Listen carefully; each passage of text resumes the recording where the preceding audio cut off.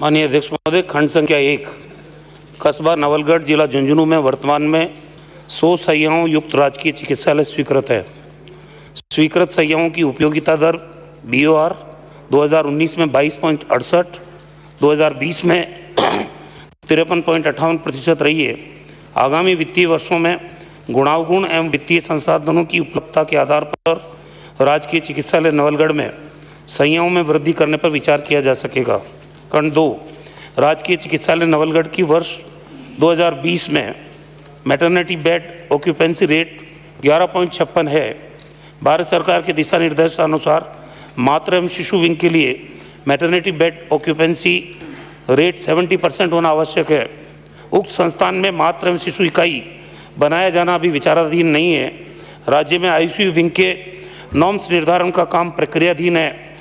Norms निर्धारण के पश्चात वित्तीय संसाधनों की उपलब्धता एवं गुणावगुण के आधार पर राजकीय चिकित्सालय नवलगढ़ में ICU स्वीकृत करने पर विचार किया जा सकेगा।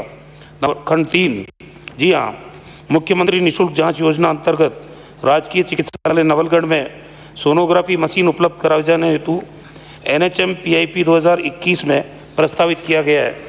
खंड 4 राजकीय चिकित्सालय नवलगढ़ में ब्लड बैंक की आपूर्ति हेतु ब्लड स्टोरेज यूनिट संचालित है। ब्लड स्टोरेज यूनिट 2013 से 18 जनवरी 2021 तक उपकरणों के अभाव में बंद थी।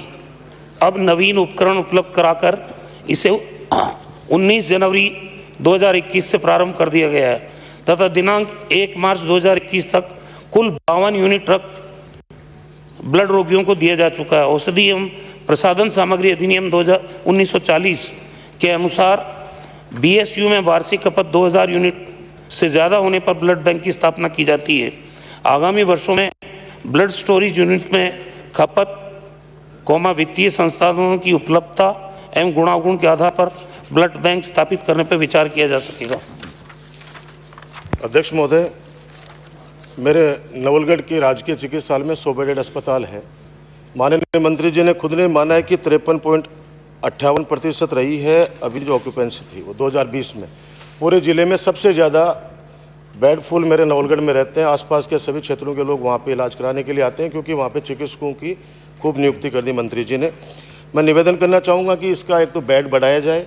दूसरा, मैं आपसे एक प्रश्न है मेरा कि मातृ शिशु व गहन चिकित्सा इकाई का कार्य अब नॉर्म्स नहीं है, लेकिन अब इस कोरोना काल के बाद तो आपको पता है कि काफ़ी रिलैक्सेशन दिया गया। तो मैं आपसे उम्मीद रखता हूँ सरकार से कि मेरे नवलगढ़ के अंदर, क्योंकि अभी स्त्री रोग विशेषज्ञ की नियुक्ति हो गई है माननीय अध्यक्ष महोदय, तो अब खोलने में कोई दिक्कत नहीं है। मेरा तीसरा सवाल है ब्लड बैंक की स्थापना।